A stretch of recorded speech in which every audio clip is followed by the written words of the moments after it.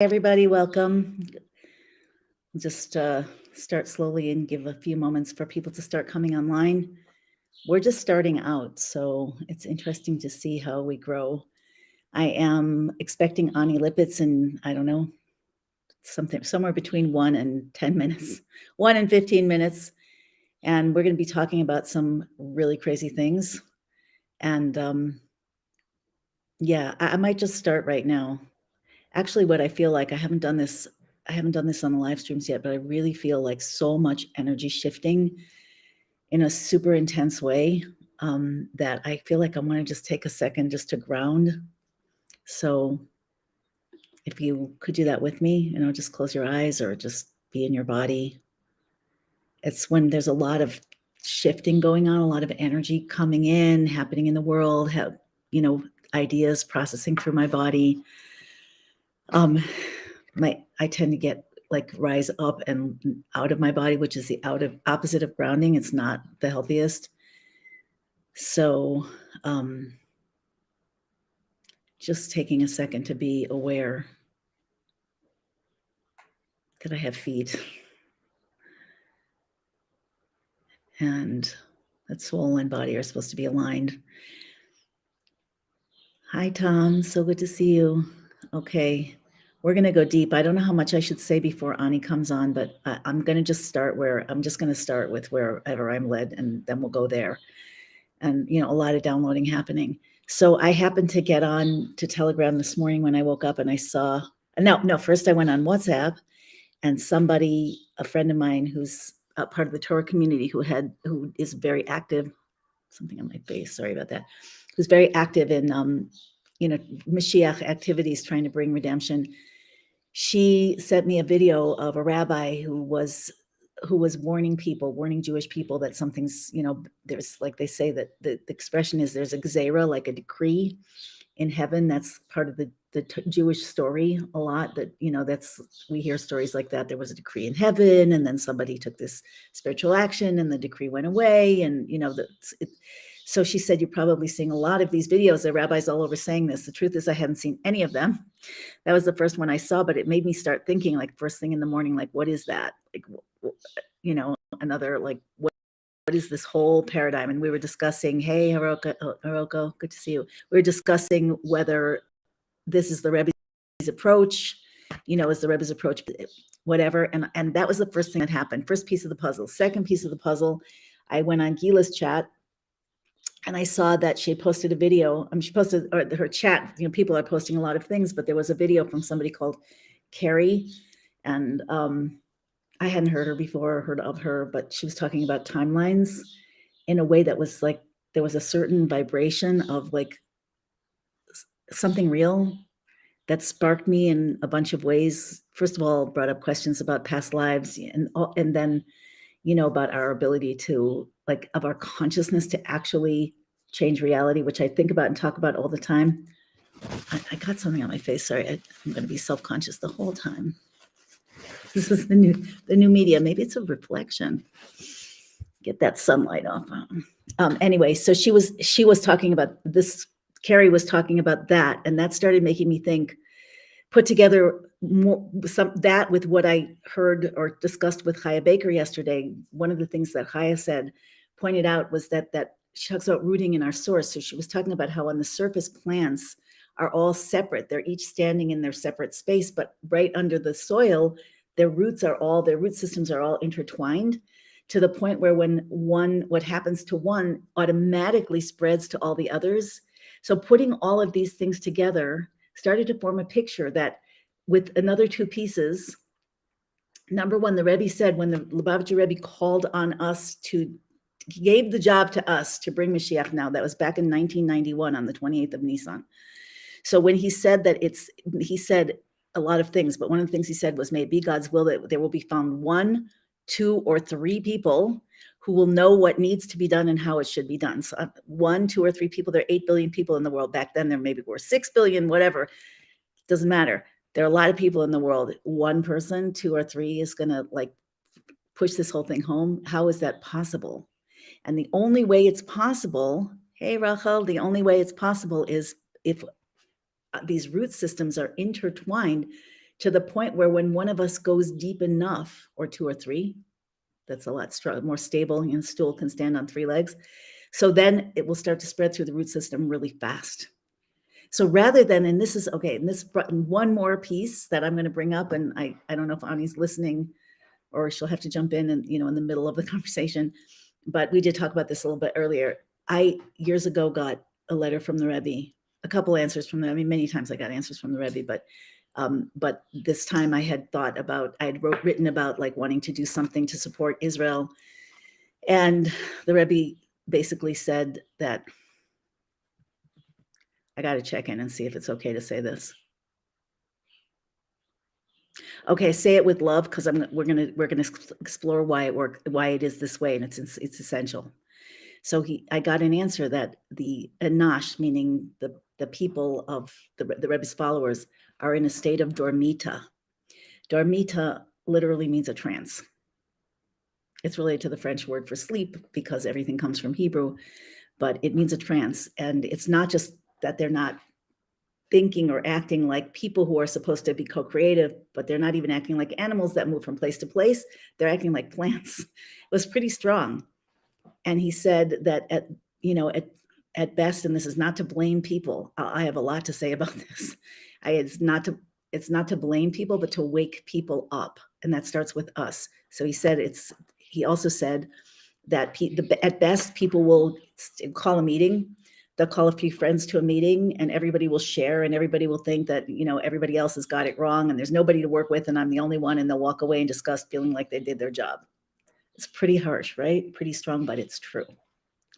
So this is the thing. I've been thinking all day about this and processing it all day because I'm on the question of like, what are we supposed to do? And how is it possible that people can be so brainwashed? Like, especially when you think about it, the people of Israel, who the Torah says are meant to be an am chacham v'navon, a people that's wise and oh, here comes Ani. I'm just repeating what I already talked to you about, those elements that are making me think. We're supposed to be people who are wise and of deep understanding, meaning navon means, tabuna means you have the ability to apply what you know, the wisdom that you have, to practical situations. And, you think about the history of the Jewish people, we shouldn't be that trusting by now. And, the Nuremberg trials were all about experimental medical treatments, and yet, the patriotic citizen of Israel offered their shoulder, with great patriotism and, and the willingness to disdain and dismiss those who wouldn't. And you have to ask yourself why. Anyway, I've been asking myself why. And first of all, I'll just finish this little setup on you, and then we can really go into it. Hey, Mad Hippies Life. I love people's handles. It's so cute. I should be something else. What should I be? I tried to make my name Hana Devora de la Ela, but I accidentally pressed enter before I could change it. So that's a good one. I have to think about this. Anyway, yeah. So now I want to put that together with one more piece that I saw. Many of you probably also saw this. There was something circulating a couple of years ago. I'm sure you could Google it and find it online, from this former KGB person who talks about how this happens. How do you brainwash a society? So he talked about how there's a long period, there's stages, there's a long period of demoralization where you just make it hard. Like, it's hard to earn a living. It's hard to, get your family to be okay. It's hard to get along with your neighbors. Life just is really stressful. And after that goes along for a long period of time and wears people down, then you bring in online a rapid escalating series of big crises that very quickly and very dramatically destabilize people and divide them. And that's when the government or whoever's doing this can step in and take control. So that has happened, and it's happened to everybody, but it's happened to the Jewish people in the most profound, indescribable, horrific ways for thousands of years. This is on God. I'm sorry, but this is on God. God created this demoralization on purpose, sent us into exile. First of all, separated us out from the body human, so that we're separate and we're small and we're, wandering and we're disdained and whatever, and then put us into this ongoing, we have a song on Passover that we sing, like in every generation they rise up to destroy us, but God saves, Hashem saves us from their hand. I mean, fun times, right? It's fun times to have that trauma in your wiring, in your genetic line, in your DNA, in your past life memories, in your current standoff with people where you just want to make the world a better place. And you're busy, trying to serve God in your very imperfect human way and dealing with all the problems that everybody else has. And then the world blaming you for all the problems. I mean, come on, that's demoralizing. And then, okay, so that's been what's happening. And then we come back after the Holocaust. I'm just thinking, I'm almost done with this, but I'm just thinking that this generation that was decimated, why are we so small? One of the reasons we're so small is because large chunks of us keep getting murdered, like mass murdered. Rahman al-Islam. Rahman al-Islam kept getting mass murdered. Rahman al-Islam. Yeah. No more. Yeah, no more, no more, no more. And, Ellie was asking on my chat, no, I think it was my chat, what happened to Never Again? I've been asking that for a long time, but I think I know what happened to it. I think this is what happened to it. I think that we got so demoralized, and then we come to our land of Israel after 2,000 years. Finally, we're going to be free in our land. Oops, there's a government being run by the snake that is edging God out. Not only that, every person who gets 18, who's gets to be 18, who's an Israeli citizen, automatically goes to the army, where they are trained to listen without question, and to know that they're the line of defense between us and our enemies, and to keep us surrounded by enemies. And since being here, it's become clear that every time they need a distraction, they pull out another war or another attack, and it's not happening only to us. I'm not saying that there are no wild, awful people that want to hurt us. That's true, but I do believe, and if I'm wrong, God should forgive me, but I do believe that this is being fostered by the so-called government, as well as other governments. They're all in it together. Israel is not exceptional. It's the same entity, exactly the same entity, but this one's disguising itself in our clothing so that we think we're trained, the Israeli people and the Jews in general, trained to pride of Israel. It's our own land. This is our people. It's a government of Jews. No, it's not. No, it's not. So it's super demoralizing to live like this. It's super unstabilizing, and it's very, very easy to see. It's only 75 years. This is the Independence Day. And then they arouse, they have these occasions, it was so amazing. I'm on my porch and they send the planes, the fighter jets in groups of 5, like flying all over the country. It only takes a few minutes for them to get all over the country because it's tiny. Of course, we're occupying someone else's land in this tiny place because there's no place for us in the world. Can't roll my eyes hard enough. What was that? Can't roll my eyes hard enough at that. Yeah, exactly. I mean, I'm trying, but it's not working. Maybe somersault. It's totally like it's the biggest BS. It's the biggest PsyOp, the greatest PsyOp of all time. And I could go on. So much of this has just come to me today. I want to introduce this concept of truth. How do we discern truth? So, and why is Israel last? I'm sorry, I'm hogging the floor, Ani. I'll stop very soon. I'm trying to get this. Just want to get this. Let it through. By the way, we need you in this discussion. We need all of us in this discussion because we are humans that have a collective mind, and we will figure it out together and we will implement it together. There's no other way. Our roots are intertwined. Yeah. And I don't care what our background is. We all have to discern truth.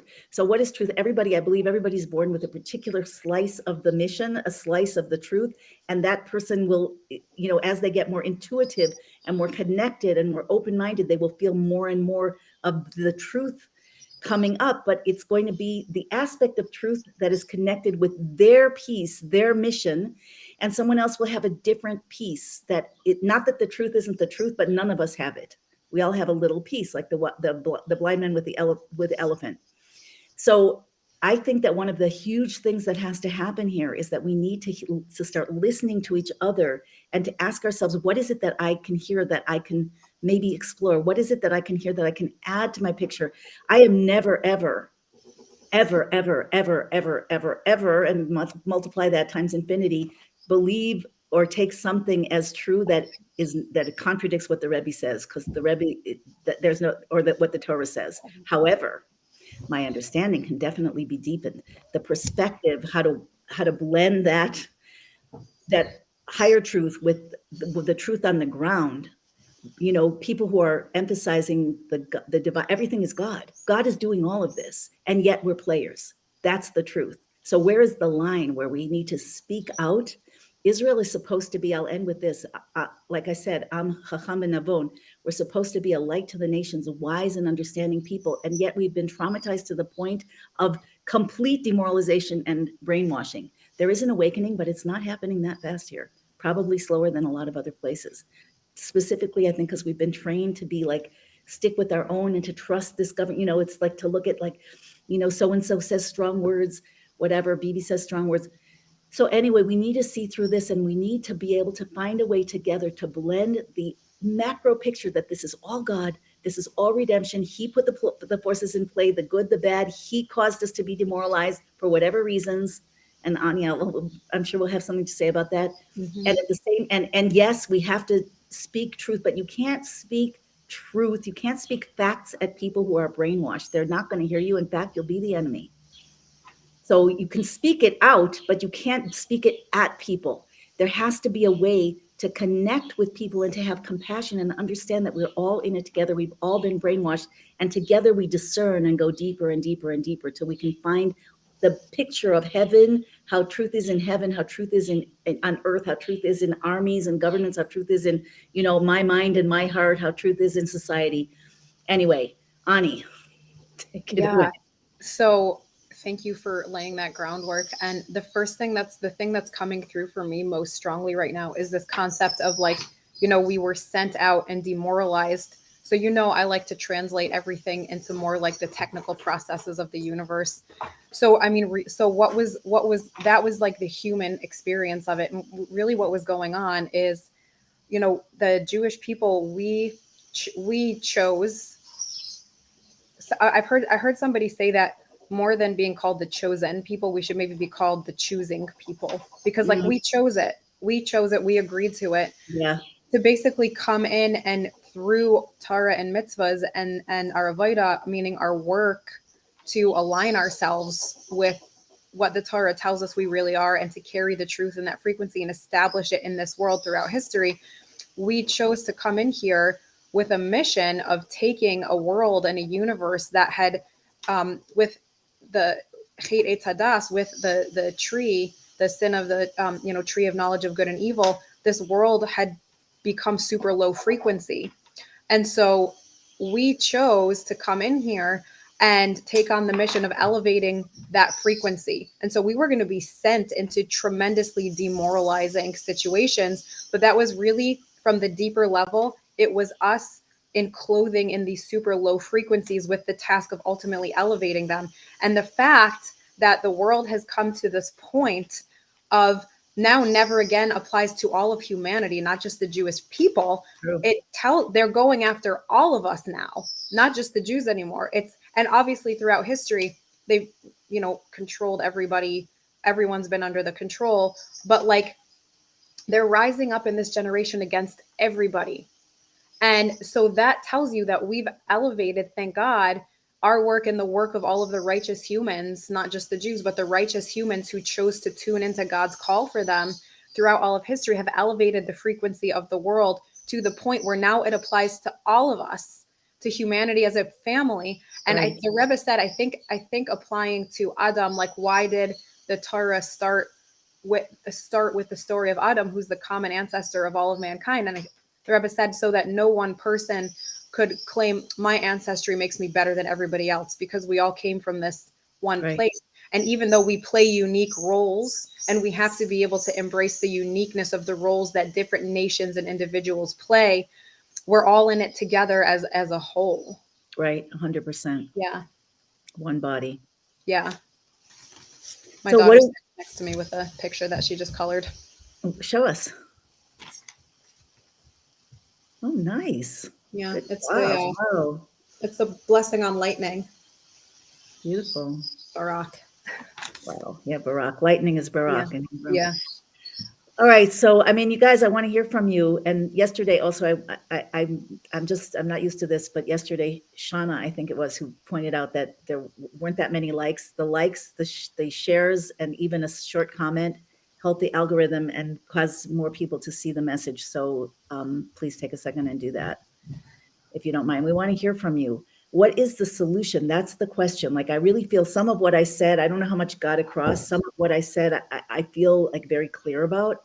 and some of it I just feel is like there's such a feeling of more information and more energy coming Yeah. out, right? So You know why I think that is? I think because now, like you've been saying, like the amount of awakening that's happening with the people around, I feel like now there are more and stronger and bigger kalim for the stuff that's been coming through us, and that's why there's a whole new rush of energy and information coming in, because now there's more kalim vessels in people to hold it, and to not just hold it. You're not just supposed to receive information and be like, okay, great. It's supposed to change you, and you're supposed to then go into your life and do things in a new way or do new right, things.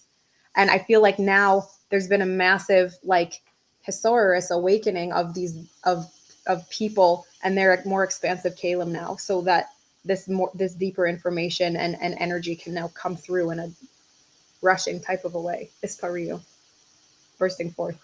is Perio, yeah, the wild spreading out of infinite light. Yeah.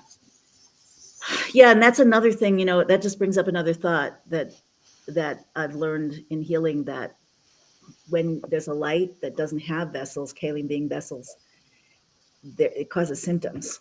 It Yeah. causes destabilization without a restabilization. Well, that's what Saras was. Leprosy in the Yeah, Torah? it was the lights that didn't have vessels, I and it don't think I ever caused. knew Yeah, that. that was in. It was in. It's from the Rebbe. So light that didn't have potential, that It was didn't. super high lights that didn't have the vessels, and it caused Saras. So I think that might be one of the reasons why people are feeling so lost right now, because, okay, if you look at everything as a spiritual war, which it totally is and has been from the beginning of creation, you look at the setup, God's shown his light. I mean, Kabbalah explains God's shown infinite light, first state of creation, then he hid up the infinite light, second stage of creation. Then he created an empty space devoid of visible light, God, not devoid of God, but where God is hiding. Then he's shown a different light that could create finite things.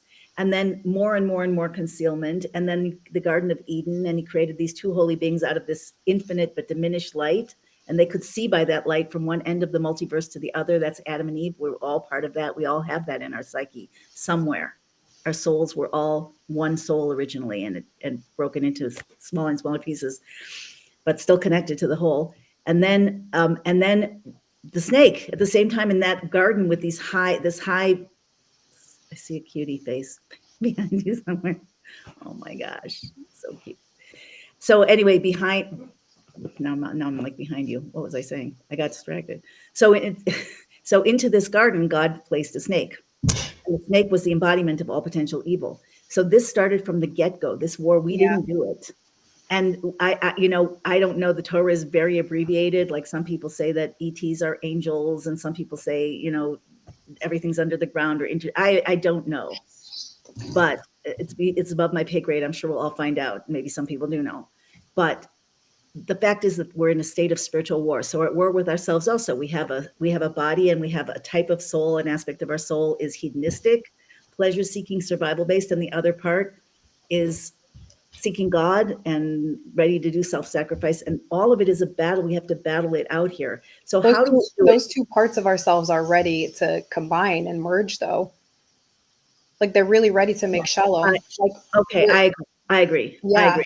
yeah. So But now look, it's less of a battle and more of a let's figure out how to integrate now.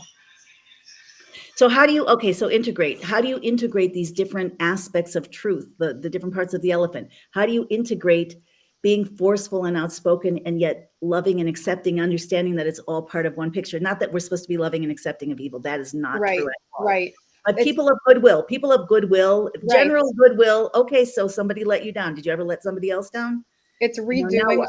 it's redoing our definitions, our functional experiential definitions of things, because if the experiential definition that we've been fed of, like, say, love or being a good person means like everyone's always happy with me and I Yeah, enable, so that's a definition that was fed to us to keep us weak and meshed and out of our power. If we understand that to be a whole being, I need all of my powers online, and that includes the ability to say no and set boundaries in an integrated way, where saying no and setting boundaries doesn't mean that I have to be, or fighting evil. It doesn't mean that like I'm a big mean meanie. It means that like I have to take a strong stance against something that is damaging myself, that is damaging other people, no matter Right. how good it looks. I have to take a strong stance and use power and not be afraid of that. But because so many of us have been conditioned to be like fawners, and like I have to be good, I have to be good. It's really that humanity's desire and capacity for goodness that's been hijacked at this point, because we're in the final tikkunim and Yeah. rectifications of the collective humanity, that like it's our desire to be good now that has been co-opted against us. And so we have to be like, whoa, being quote unquote good doesn't mean fawning and people pleasing. I have to be powerful, and I can be powerful without being a big mean meanie. Yeah. And who cares if some people think that I'm mean or don't like the way that I say things? I'm freaking saving lives here. Please God, we're all saving lives here. I'm not talking about me. I'm Mhm. talking about the collective I. And also the fact is that the mass media and culture in general has been used as a weapon of mass destruction to induce dissociative trauma. Yeah. Our nervous system is bombarded by gratuitous sexuality, gratuitous violence. Um, Society has been Crazy engineered. ideas that you must believe or Yes, you're and society, ostracized. the way everything, literally, we've all been MK Ultra'd by mass media and culture, Did I and say that to you in a message? Because I just said that to somebody in a message this morning, that we've all been I don't know. MK all I this don't time. know. I've been saying no. I've been saying it for a Okay. while. That literally everything has been engineered. The way family dynamics have been engineered. The way everything's been engineered is that we're all kept in a state of dissociative trauma, because if like collectively, culturally, and if, because if we're outside of ourselves, always being compelled toward like I have to in order to be good or survive. I'm not in my body. I'm Right. not in my experience, and I can be stuffed full of effing programs that whoever wants to program me can stuff me full of. And that's why the idea of malchus, of reclaiming personal sovereignty, is about so much about becoming embodied, in tune with what's going on with me. So just like recognizing that like we've all been put into a state of dissociative trauma so that we can be stuffed full of stuff and just become these like sleeper robots, essentially made to do the bidding of whoever wants us to do their bidding, and we think it's us and we think it's good, da da da da da. We have to reclaim ourselves, our power, our embodiment, and like DMK ultra ourselves, and like that's where we're up to, and to like point out what's being done and just be like, no. And that's all it takes is like to seriously stand up and be like, no, no. We have to believe in the power of God within us and the sovereignty that the Chabad Rebbeim and all of the tzaddikim, the righteous, aligned, enlightened masters throughout the history, have told us like it's about you and your power. Yeah. And that's how one person, so how do you make the segue that one person can change everything? If And because if how one do if we one because we're all connected, if one person goes deep enough, they can access a frequency and a level that is so potent, and then it comes into the world, and it makes it so much easier for everyone to access. And that is what the leaders of the spiritual leaders of Chabad, the tzaddikim, the heads of Israel, who are the heads of humanity, have done, have accessed these higher timelines, higher frequencies, and shifted the collective consciousness, like the Baal Shem Tov, like when he came in to establish the frequency of Hasidus in the world and made the well springs of life accessible to everyone. And each one of the Rebbeim successively made it more and more accessible, not just to the Jewish people, but ultimately to all mankind, it so has that to we be can on reclaim mankind. ourselves. Right. So what is the I'm like I'm half in Chachma and half in Binas. That's why I'm hesitating here. I'm seeing something that's not quite clear. Mm-hmm. And I want to take it a step like deeper, farther. What is the frequency of freedom? What is the frequency of clarity? What is the frequency of absolute truth that I can be in awe of, even if I don't understand all of it? And I think absolute truth requires knowing that I don't understand all of it, right? Right. What is that Yeah. frequency of, like, it's physical and it's about government and it's about calling out corruption, it's about just saying no. And also, what is the, and combined with that of knowing that it's all God, Yeah. God, at the end of the day, God did this and he's still doing it. And why? What is it So that we are is, part of that. We're not separate from that. We agreed to it. We are God the pieces of God that agreed to come in and do this. And like, so we Okay, have so to, what? So yeah, same yeah. question. And What? also, Why? and also the same, so the same, everything is God. Yes. And everything being God, God gave us instructions and tools to be able to know how to deal with, okay, when God is manifesting this way, here's how we deal with this. When, you know, when God has, so to speak, been tied in knots or tied himself in knots, and we're dealing with the Acharayim, the backside of things, God told us face forward, well, here's how you deal with that and respond to that. So it's not just like we have all the instructions and all the tools that we need. It's just about getting ourselves into our bodies, into our truth. And that's and being able to utilize those tools and finally be like, yeah, it's all literally real. And the truth and it really starts with accessing that truth within ourselves and knowing, okay, so I have to see collectively for humanity what's real and what's true and act according to that, but also in the diukum, in the details of my day-to-day life. Because again, in the end, we've said this before, everything comes back down to my day-to-day life. Geula, redemption, the dira b'tachtonim, which is when God is revealed and consciously accessible and tangibly accessible to all of us to do God, to be God in this world, is about living our day-to-day life. There's these massive collective events that are happening, but on the other side of them, it's about each one of us being able to live our day-to-day life in the highest, most pleasurable, amazing, expansive state. We don't get to dissolve into this collective white light. It's about me as an Right. individuated expression of God being more me and more me and more me than ever before. Where So body, soul, mind, and heart are yes. So how do you do it? Is mandate are all really aligned. you start tuning into what the frequency of freedom is like. What is like my true deepest desires that just like makes my heart and my soul like yearn and just like dance with the beauty of it. That is how we tune into that in our lives. And in order, I love what Sarah Judith Schneider said multiple times um, in the summit, which is in order to be able to reliably tune into that and to have the correct instincts to know then how to live our human lives. That is alignment with Torah and mitzvahs. That's alignment with halacha, whether you're Jewish or not Jewish. We all have halacha. We all have God's way for us, where we can like our desires clarify, and our ability to have, as she says, like healthy spiritual instincts of how to act within the world and choose within the world comes online through being rooted and aligned with halacha and with Torah and mitzvahs. So the point is that the macro principles of divine, sustainable, love-filled, magic-filled creation get so integrated into our cellular wiring that instinctively, automatically, that's We're in just alignment the with way it. we move. Yeah, the Yeah. Rebbe said in a Maimer Bori Sifasayim that when, I think this is maybe what it points to, that when the Niv Sifasayim, the fruit of the lips, the spontaneous blabbering, like the instinctual things, like you're saying, that when it's permeated with the light of Hasidus, of divine consciousness, to the point where when you're not thinking, that's what's, you're wired that way, Yeah. that there cannot be any illness. The soul is then fully embodied. Yes. And when a soul Yes. is fully embodied, there can't be sickness. And I guess that Right. would mean for the world as well in the macro, right? Yes, no? Yeah. Yeah. I think so. Oh. So somebody says soul, and says the frequency of absolute freedom is that we simply realize that being Jewish or being a Noahide is to deeply connect and realize Torah and mitzvahs. Yeah, true. But what does that mean? Like, how does that Yeah. apply? What Torah and mitzvahs means is like way more quantum multidimensional, that we're just beginning to explore that.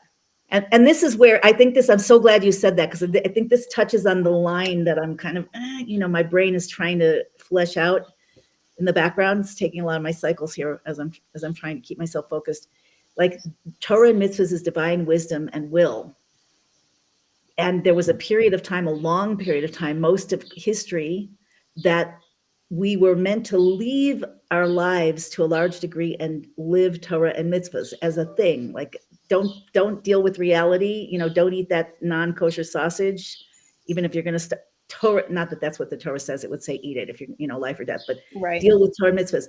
And then that's part of the world. That's been kind of the Jewish thing, the souls of Israel. And then there's been the rest of the world thing that's like, deal with reality. And the job, I've said this before, I didn't make it up either, I'm quoting, but the main job of the rest of the world, of the nations of the world who didn't commit to the Torah originally, to be carriers of that, to create justice and righteousness, to figure out how to create an inhabitable, sustainable world, how to discern truth, how to feel God, how to serve God, how to love your neighbor, so that those general Torah principles started to become accepted and spontaneous. And now the two things need to come together. Exactly. Now And they need that's to come together.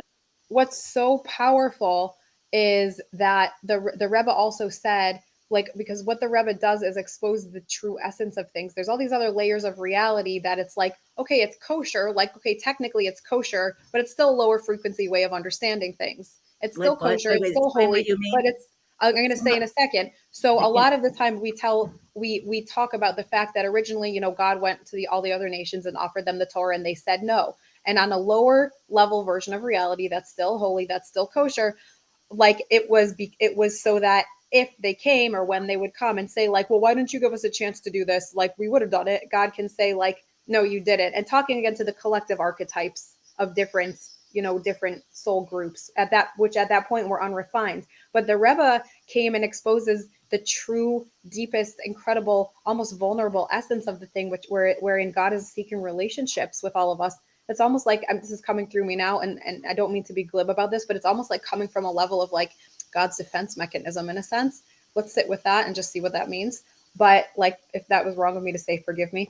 But that on the deeper vulnerable level, almost the more like essential vulnerable level where God just so deeply wants relationship with all of his creation, the Rebbe says that it was because God was imprinting the consciousness of the Torah in them, so that at the end of time, when the times of Mashiach would come, they would already be resonating on some level with Torah and be able to now come into their essence as well.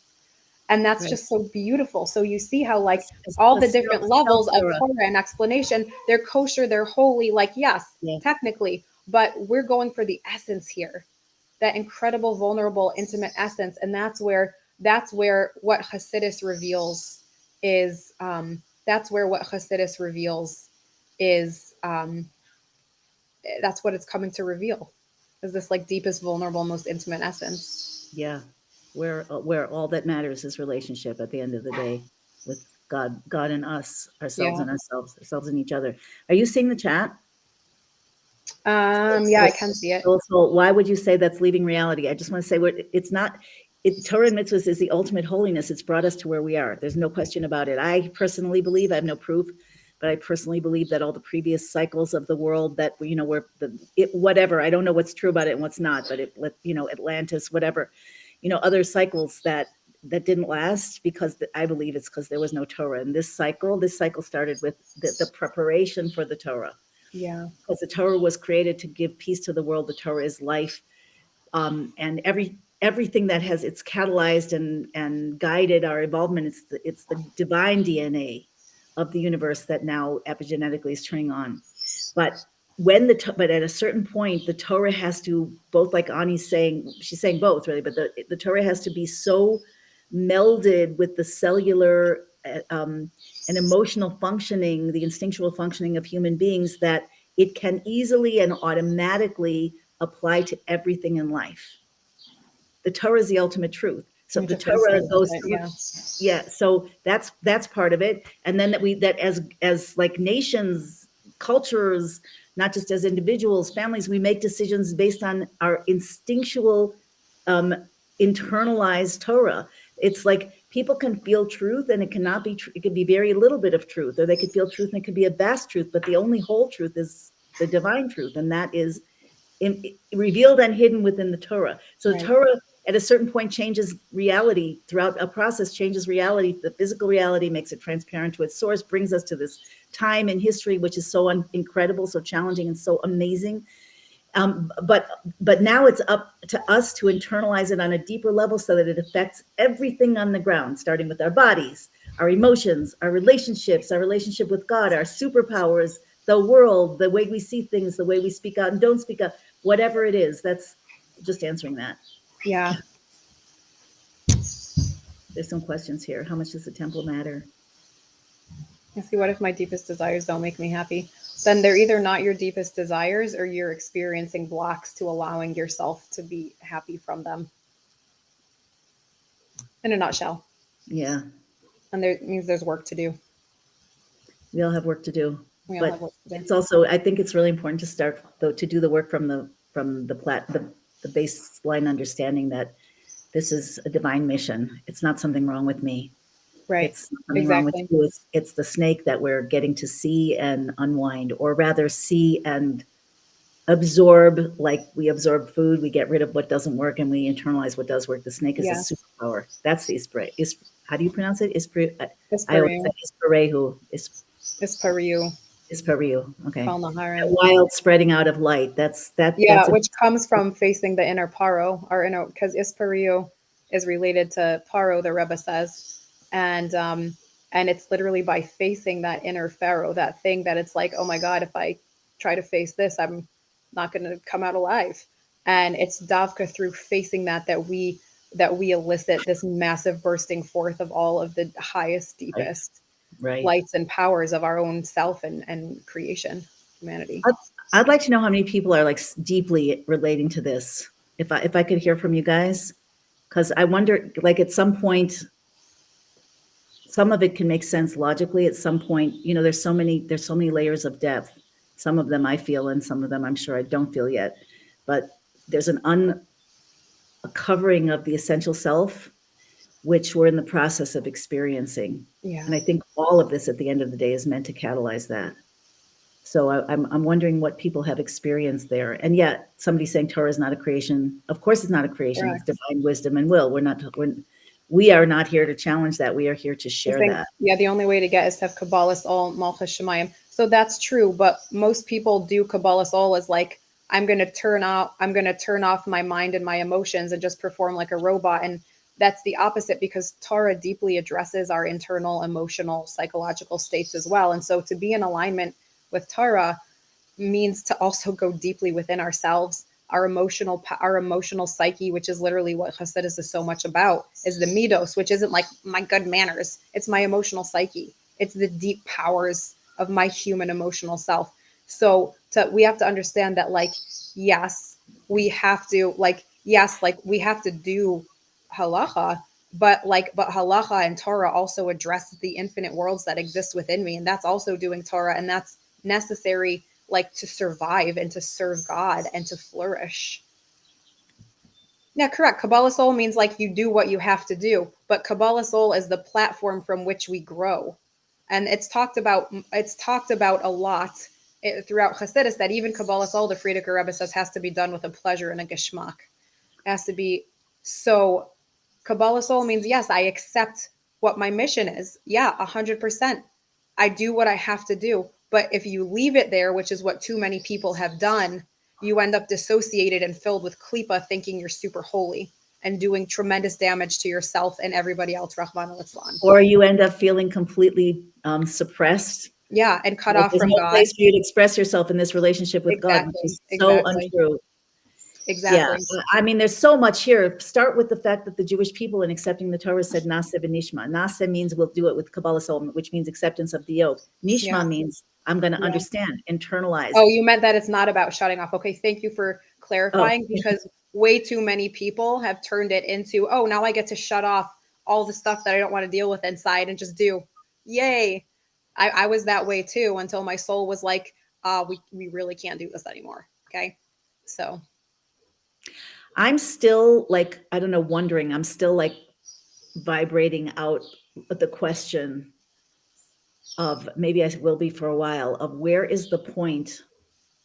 And then right now I'm not, even though I know, yes, it's me, it has to be in me. That's the questions bring me to a point in me where then my frequency will catch other people who are in that place or ready to be in that place, or, but where is the point of where we actually turn from fear to peace, to power and proactivity? Like, where each one of us, one of the things that I'm feeling very strongly is that each one of us is put here on this planet today to be a leader. And by the way, if you didn't hear me say this yesterday, Rabbi Avram Sutton says in his book, and he said in the interview, I just have to find the source. I mean, I have to know the source to be totally confident. But he said every soul that was ever on Earth is here now, or was here in this generation. Some people have passed away, but or will be born. But everybody has to be part of this because we're all in Rabbi it. Emmanuel Shachet Alav Shalom, he posited the same thing, that why we saw the world's population grow, and it was actually like specifically during the Rebbe's Messias that the world's population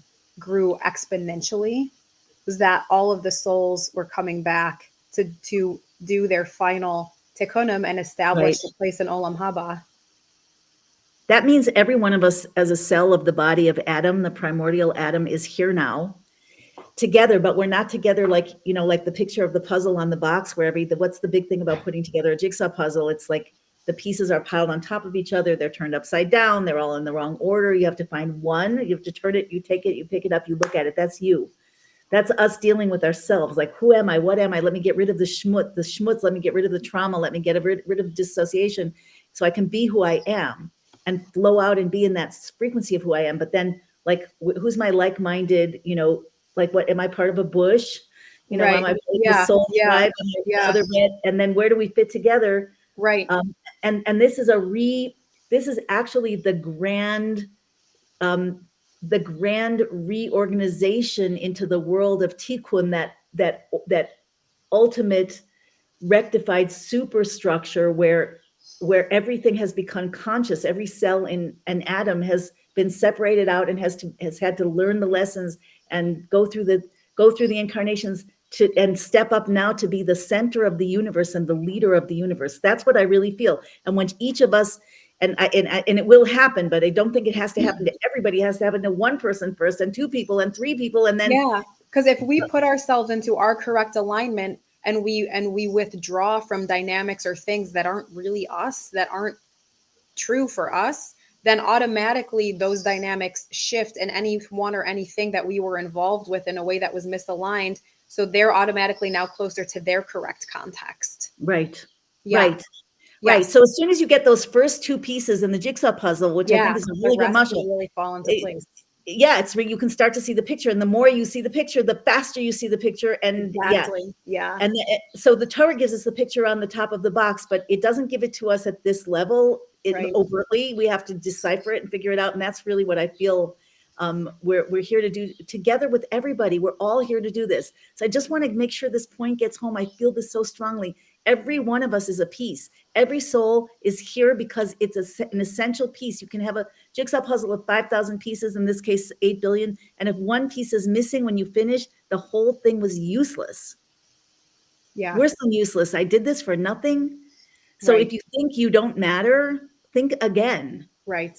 And so if you think that you're a follower, think again. Yes, we're all followers of, we're leapfrogging on each other's consciousness and each other's creativity and each other's, accomplishments and each other's challenges. We're all here to learn and to receive, but we're each essentially, you are a piece that no one else is. I am a piece that no one else is.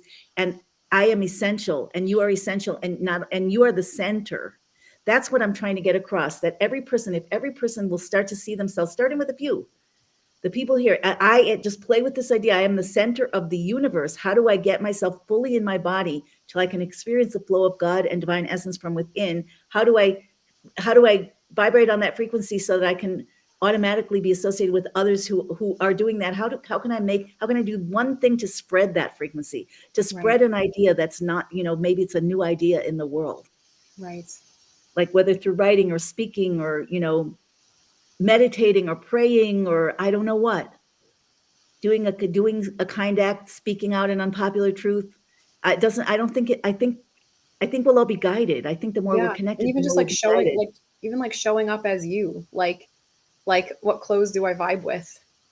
What do I want to Yes. do in this moment? So even if it's not when it's like, it's important for all of us to be willing to kind of show up more publicly. That doesn't mean like super publicly, but even just to your loved ones. Yeah. But like even in the moments where it's just you and you choose the more authentic choice for yourself instead of the should or the dissociated, when we start to locate what's programming, even that. I want to say, somebody said the answer is at the point when the two wings of Ahava and Yira love and awe connect and fly together. It's at the point where we reestablish the court systems and the arts. That is speaking to me, to Ferris, the balance. Say more about that. It's this concept of, so the court system. So we know from the Rebbe, from Parshas Shoftim, that like in the Geula system, we no longer need Policeman. we no longer need policemen. We no longer need the enforcers, and instead they're going to be like replaced with the concept of like yoetzim or yoetzes, counselors, that we're going to be able to like sit together and counsel one another Mentors. in mentors in justice, in the right way, the balanced established way to walk. But then this idea of the arts, which is the beauty and the expression of like, that's like, yeah, I'm really seeing this, that we're like we have these two, like the order and the necessary boundaries of the yira, the awe, the gevura, like, you know, the justice piece, the like very rooted, and then the beautiful flowing expression, the flowing expression of the chesed, like the arts. It's really incredible. I don't know, I can't say more about it. I'm just feeling it right now, and I'm like, yes. It's interesting though, because you're right. I think you're absolutely right that it is like that. It is like that sicha of shoftim, that instead of judges and policemen like we had in the old times, we still need a judge as someone who holds the absolute truth, Right. uncompromising. This is what God says. Right. Like it. Too Yes. bad. It doesn't feel like your truth. Tough luck. Right. Make it so or you're in trouble. That is a stage in evolution that we've been living with. Do what you're supposed to, or else nasa. But then then the Rebbe says, like, I'm just explaining what Ani just said, that in the future we'll still have shoftim, right, but not shoftim b'shoftim, but shoftayich. Doesn't he say shoftayich? The yoatzayich. yeah, It will be like it will be there will be mentors whose job it is to take from the absolute truth and to help integrate. We're all those mentors. We're taking reality. That's why everybody, like, we're all coaches and healers now. Yeah, and like, because we're stepping into guys that role. And leaders. Sorry, yeah, I'm sorry. We're stepping into those roles, and it's because in the past we were so disconnected when we were on our baseline consciousness from ultimate truth, which was our true inner truth, that it had to be imposed on us from the outside, because the interposing layers between our external reality and our soul of the unrectified nefesh habahamis, of the klipas, of the sitra were so intense. But now it can be brought up out of us. It doesn't have to be imposed externally. It can be, every one of us can access that. We have access that, like, from what the Rebbe does for us, what he gave to us. We can every single one of us can access that. And the truth, instead of having to be imposed externally, can now be brought out from within us. And it becomes our personal truth. Yes, it's an amazing, amazing, amazing shift. And there's some point, which I'm just going to keep holding. Maybe it's obvious to other people, but I feel like there's more there for me. There's some inner point of connection that will provide access to a much more powerful flow of truth that none of us get yet. Right. And I think it's so important to be like, what is even truer than what I know? What is even deeper than what I see? What is even more powerful than what I do? Yeah. Sorry? Yeah. No, I'm saying, it's a journey forward still. Forward and inward and upward. And also, like, I'm thinking that we say the nefesh bahamis, but what is the nefesh bahamis? It's the animal soul. Human psyche. The human psyche. But it's the soul. There's only one soul. Each person has a soul. It's the soul that's contaminated with very thick and overbearing snake virus. But over the millennia, we've softened that, especially recently through all of the work of the Torah mitzvahs, elevating the spark.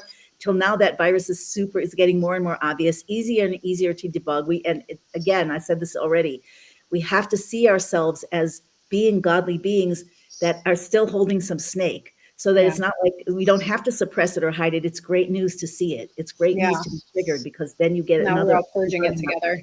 Yes.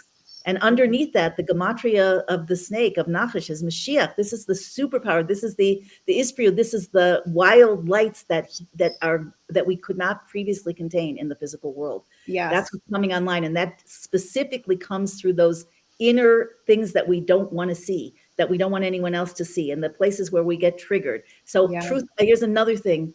And this is, I'm not making this up. This is, the Baal Shem Tov said this, and I think, everybody basically knows it on some level. But when I'm triggered, it's because there's something in me, because I'm loaded. There's something in me that's not rectified.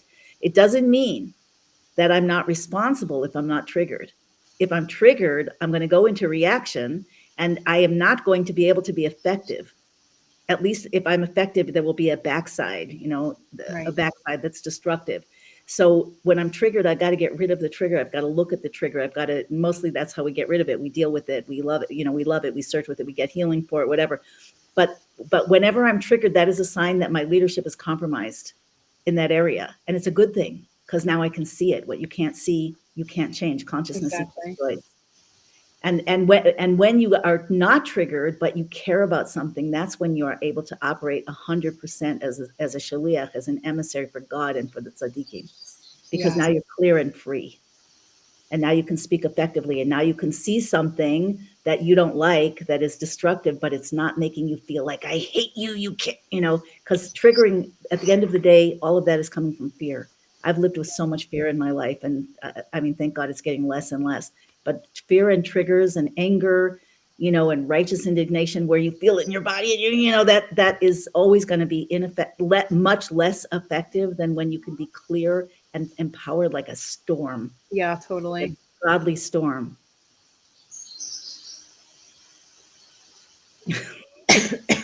I'm here for it. That was the end of the slide there. I just went off the bottom That's end. amazing. I have to get off in 3 minutes anyway. That was a really Okay. powerful, I think a really powerful So wrap maybe up. we should leave with this, unless you guys Yeah. want to say, people are commenting, and what do you think? What do you want to do next? What do you want to talk about next time? Like, where are you? We are a soul community. We are a global soul tribe. There are probably, I don't know, I can make this up, but I'll bet there are at least 500 million people right now in this tribe that could have this conversation. Maybe Yeah. there's more. Maybe there's a few billion. You don't think so? I totally think so. And we have to, so we've got to, we've got to turn our puzzle pieces. Look over here. I've got Yeah. green and red. Yeah. Oh, Who else has green red. and red? Who else has purple? Right, Yeah. right. Judges and mentors, will everybody be losing their Yetzer Hara and just be needing guidance in the future? It does say that we'll lose our Yetzer Hara, our evil inclination, but Well, it'll be turned over, and all of its energy will be for goodness and godliness. right. But there's still going to be, we're still going to continuously break through boundaries. Like, It's from good to better. We're in a, yeah, but what does that really mean? Like, I don't know. Figure it out. We're in a 7,000-year cycle in a Shemitah, and there's 7 of these. And I don't know whether I'm the last one or not. This is the only one that has this drama that we're deciphering now. But then they're going to be 50,000 Yovlos, which a Yovel is 7 Shemitahs plus a year, plus another, I don't know how, 7,000 years, I don't know, whatever it is, 50,000 of those. And in those, we're going to be uncovering more of the infinite divine and the finite. And maybe, maybe there will be a lot of room to, to slide off and to compare perspectives and to discern what's, fantasy and what's reality. And, I don't know. I don't know what it's going to be like, but it's going to be powerful, passionate growth. Yes, and we get to do it forever together, and it's so exciting. Yeah. And yeah. Oh, by the way, just in case anybody wondered, I heard Rabbi Mengel said this, in an amazing learned rabbi, when in Crown Heights, and back in 1991, when the Rebbe said, he's done everything he can to bring Mashiach, and now it's up to us. And we realized it's like, wait, and nobody knew anything. It's shocking. Like, I was in a class and somebody asked, with a very well-known teacher, not Rabbi Mengel, and somebody said, is there going to be any sickness after Mashiach comes? And he's like, I'm not sure. Like, things that we just take for granted, that now it's so familiar. We've been, we've revealed all of that stuff. It's come into our consciousness. But at the time, many things were not known. And I don't actually even remember why I was saying this. I don't remember. Oh, I know. So somebody asked him, because there's a prophecy. Maimonides describes, one of the things he says about this, the era, the coming era, is that koma danim ka'afar to you. All delicacies will be like dust. So the idea isn't that we won't care. We're just going to be totally spiritual. We're going to be a lot more physical. He said that that whatever pleasure we feel is going to be massively intensified in the body, and all, but yet there will be no lack of, like, everything will be like one of my guests, Harrison Klein, said, I'm wealthy, but it's not, I don't think about it, it's like air. So It's that's, just how you are. Yeah. yeah, it's just I the love nature it. of the world. We're so used to the nature of the world being in negative and deficit and Yeah. scarcity and struggle. That's the ultimate demoralization. So that's all going away. We're And done with and, it. and also, it not only that will be so abundant, but that we won't care, because we care so much, because it's so hard, it's so hard to get. Yeah. It's so, we will, the spiritual growth, the love affair that we'll have with ourselves and each other and God and life, and our ability to be creative beings in a world without fear. Yeah. What the hell? And that's going to be so much more compelling, that, like, who has time to have absolute intense Yeah. pleasure, And the eating thing is, or we can plug into this now. We have to but again, there's a lot of us. This is like in these days that God is going to circumcise the thin layers over our hearts, where the stuff that's blocking us from being able to feel that type of love for people and enjoy things that way, and in a way that's like spiritual and expansive. Like that's what's happening now, and we kind of have to assist in that process by, again, doing our work in the ways that, like, with the things that we're not facing that are keeping us blocked to that, and we keep wanting to be, oh, someday. The Rebbe said now. yeah, So we have to do the work now. It's not like, oh, someday, poof, magically I'll be able to feel it. It's true, we may be given gifts of times that Hashem gives us a taste of the frequency, but that so we can do the work to really establish it in ourselves. right, to make those Because special. I know for me, I always say this, that a huge turning point, a huge mystical revelation that I had on Lag BaOmer like 5 years ago, it was a turning point for me. It was this massive, massive mystical revelation. And are you ready for what this mystical revelation was? I have rejection issues. Okay. That was the mystical turning point for me, that I have rejection issues, and all of this Torah stuff and the Hasidic stuff. Oh, I don't get to just dissociate and get excited about these ideas. I have serious rejection issues from my developmental trauma and other things that I've been through in life. And I actually have to address that in my human heart in order to be able to feel a Havas Yisrael, actual love for other people, Yeah, instead of my instinct being, let me judge people and puzzle them and push them away before they can judge me and reject me again. On Lag BaOmer, that was my deep mystical revelation, and that was the turning point for everything for me, yeah, every I aspect hear of my that. reality. I So totally hear that. yeah, so I That's have where to the get on light that. is. Yeah, yeah, Yeah, me too. Okay, guys, so just one last thing I want to say. I'm retraining my mind to be focused on eternality and oneness now, instead of death and division. Death and division isn't great to focus on, but it's not to turn our mind ultimately from one to the other. It's to blend them, to understand that that all of this is happening. Is it happening outside, or is it happening in me? right. Like, start questioning the nature of reality. Am I exist? Is the world existing inside of my mind? Am I existing inside of God's mind? What influence do I actually have? Can I just withdraw my energy from this whole drama, see it, but then yet just use it as, like, oh, now I see the target, and focus a tremendous wave of godly truth and energy toward, what's coming at me. All we have to do, and I read this again from Rabbi Sutton. Everybody knows it. I know Ani has to go. I also have to go. But all Yeah, we have to I'm do is gonna say bye withdraw. and I love you and pop off We have to now. withdraw our energy from the dark and from the fear, but use it to project light, not just light like spiritual light, but like truth, like strength, like God power into the world. And that happens with the mind, that happens with the heart, that happens with our words, that happens with connecting with our tribe. I feel weird now that Oni just popped out. Where'd she go? Okay. Sometimes it feels out of reach on a practical level, probably only because you have to immerse yourself. You have to immerse yourself. I mean, again, we're working on this project. I hope it's going to be launched within a few weeks, Keter, which, part of it is, part of it is everybody is a leader, and that's not just theoretical. So it's going to be a way for people to actually activate leadership and learn and be together in all kinds of different forums. If it goes, but things don't, ideas become practical. Ideas start in chachma, they start in mind. If they even come in and they start vague, and then we want to pull them in, like, how could I make that practical? How could I make that practical? And talk to other people about how that could be. And that as we do that, it comes down through the system. Hasidus talks exactly about how this works. That's what we're doing as human beings. The ultimate idea is it's all God. And God has he created this blueprint that is bringing the world into being and sustaining it, like the DNA of the universe, and also giving us instructions as to how we can participate and thrive and bring it to its destiny, like where the cells, that's the body. And as we learn and try out what we learn and find that it works here and it doesn't work here, and whoops, it bumped up against a trauma or a trigger. Now, what do I do on the human level? We're bringing in what is conceptual, what's too big for us, into the vessels of our mind and heart. And I know that sounds theoretical also, but it's actually not. But you cannot hear information and have it be real and empowering until you actually start acting on it. And you've got to act on it imperfectly. The people are right here. You don't have to look that far. That's the soul tribe. This isn't the only place. Not so many people are yet showing up here. I hope that's really going to change. Please like the video if you like it, and please share it if if you're willing, and certainly, and please make a comment. The more comments, this is all like how the social media platforms figure out who they can make money from. So they'll show that there's only a certain amount of attention they can get from people. So the more people seem to like something, the more attention it will get. So that's something that everybody can do right now.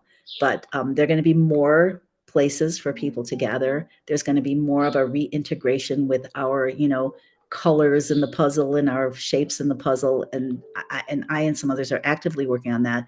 And we hope that you're also going to be actively working on that. But the first thing you can do to support that particular effort, always learn Torah first of all, learn Torah on all matters of Mashiach and Geula, especially the Torah of the Rebbe. It's available online. So many people are teaching it. The Rebbe said that is the straight way to bring Mashiach. But also, you can share what uplifts you with other people. Bring more people to these YouTubes. Bring more people to places that benefit you. And you are actively starting to play more of a macro role, a leadership role in putting together the pieces of the puzzle. It doesn't always all happen from you. It happens through you.